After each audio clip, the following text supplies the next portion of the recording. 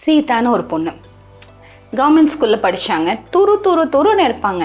அழகாக எல்லா விஷயத்துலையும் எக்ஸலண்ட்டாக பண்ணுவாங்க. ஸ்கூலில் டாப்பர். ஆனால் இங்கிலீஷ் மட்டும் வராதுங்க. எனக்கு இங்கிலீஷ் வராது அப்படிங்கிற நம்பிக்கை ரொம்ப ஸ்ட்ராங். இந்த பொண்ணு ஸ்கூலில் நல்லா படித்து காலேஜ் சேர்றாங்க, ஒரு பிபிஏ முடிக்கிறாங்க. ஆனால் இங்கிலீஷ் வராது அப்படிங்கிற காரணத்தினால ஒரு கம்பெனியில் வேலைக்கு போகும்போது சொல்கிறாங்க, எனக்கு ஆஃபீஸ் வேலையெல்லாம் வேண்டாங்க, எனக்கு ஃபேக்ட்ரிக்குள்ளே ஒரு வேலை கொடுங்க அப்படின்னு சொல்லி ஆப்ரேட்டராக சேர்றாங்க. இங்கிலீஷ் வராது அப்படிங்கிற அந்த நம்பிக்கையினால் அந்த இடத்துல இருந்து ஒரு 5 வருஷத்தில் பார்த்தீங்க அப்படின்னா அவங்க ஆப்ரேட்டராக இருந்தாங்க. சீனியர் ஆப்ரேட்டராகி சூப்பர்வைசராகி ஒரு டீமை மேனேஜ் பண்ணுற அளவுக்கு வந்துட்டாங்க. அப்போ அவங்களோட நிறுவனம் வளர்ந்துட்டே வருது. எம்டிக்கு கான்ஃபிடென்ஷியலாக சில விஷயங்களை ஹேண்டில் பண்ணுறதுக்கு நம்பிக்கையான ஒருத்தர் அந்த டீம்லேருந்து வேணும் அப்படின்னு யோசிக்கிறாரு. சீதா கிட்ட கேட்குறாரு, என்னுடைய எக்ஸிக்யூட்டிவ் அசிஸ்டன்ட் ரோல் வேக்கண்ட் ஆகுது, அதுக்கு நீங்கள் உங்களை யோசிக்கிறேன், நீங்கள் பண்ண முடியுமான்னு.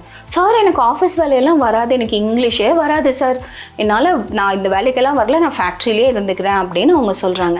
அப்போ அவங்க எம்டி சொல்கிறாரு, இல்லைம்மா நீ முயற்சி பண்ணிப்பாரு, நீ இனிஷியலாக எல்லாமே தமிழில் பேசு, மெயில்ஸ் எல்லாம் நான் பார்த்துக்கிறேன், அதனால நீ ஓரலாக மட்டும் இங்கிலீஷில் தமிழில் பேசு, ஆனால் நீ கண்டிப்பாக கற்றுக்கணும் இங்கிலீஷை, நான் உனக்கு அதுக்கான ஸ்போக்கன் இங்கிலீஷ் கோர்ஸ் அரேஞ்ச் பண்ணேன். சீதாக்கு என்ன அப்படின்னா இங்கிலீஷ் கற்றுக்க முடியலன்னா அவமானம் ஆகிடுமேன்னு யோசிக்கிறாங்க.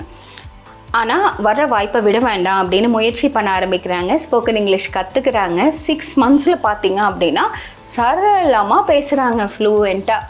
அவங்க பாஸ், அவங்க கூட இருக்கவங்க எல்லாருமே ஆச்சரியப்படுறாங்க. எதனால் இது நடந்துச்சுன்னு நினைக்கிறீங்க? ஒரு சின்ன விஷயங்க, எனக்கு முடியாது அப்படின்னு நினச்சிட்டு இருந்த அந்த செல்ஃப் டவுட் அண்ட் லிமிட்டிங் பிலீஃப்னு சொல்லுவோம். அதை மாற்றி ஒரு எம்பவரிங் பிலீஃப்னால முயற்சி பண்ணால் முடியுமா, முயற்சி பண்ணி தான் பார்க்குறேனே அப்படின்னு அந்த பிலீஃப் ரீப்ளேஸ் ஆகும்போது இது எல்லாமே பாசிபிள் ஆச்சு. நீங்கள் அடுத்த ஒரு 5 years பார்த்தீங்க அப்படின்னா she was next in line to the MD and she rose to the level of a general manager. அந்த கம்பெனியில் முக்கியமான முடிவுகளை எடுக்கணும் அப்படின்னா சீதாவை தான் கேட்கணும். அண்ட் எந்த ஒரு ஃபாரின் கிளைண்ட் வந்தாலுமே சீதா தான் ஃபர்ஸ்ட் பாயிண்ட் ஆஃப் கான்டாக்ட். அந்த அளவுக்கு அவங்க வாழ்க்கை மாறிடுச்சுங்க. உங்கள் வாழ்க்கையில் இருக்கக்கூடிய இந்த செல்ஃப் லிமிட்டிங் பிலீஃப் என்னென்னு ஐடென்டிஃபை பண்ணி அதை தூக்கி ஓரமாக போட்டுட்டு எம்பவரிங் பிலீஃப், முடியும் அப்படின்னு சொல்லக்கூடிய அந்த நம்பிக்கையை நீங்கள் ஸ்ட்ராங்காக பிடிச்சிட்டிங்க அப்படின்னா வாழ்க்கை மாறிடும்.